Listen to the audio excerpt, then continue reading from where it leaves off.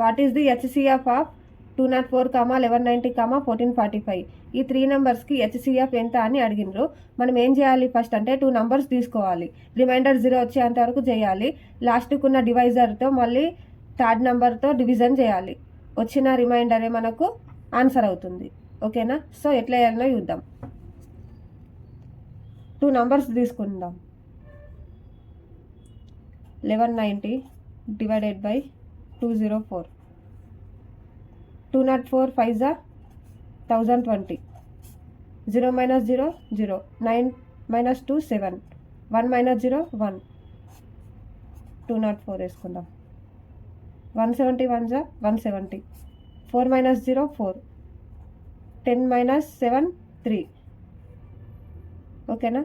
0 నుంచి 7 పోదు కాబట్టి బయట తెచ్చుకొని మైనస్ చేసిన. 170. 34 5 170. సో మనకు రిమైండర్ 0. ఈ లాస్ట్ డివైజర్ని 1445తో డివిజన్ చేయాలి. ఓకేనా? 1445 34. 34 4 136. 4 నుంచి 6 పోదు కాబట్టి బ్యారో 14. 14 నుంచి 6 పోతే 8. ఇక్కడ 3 ఉంటుంది. 3 minus 3 0.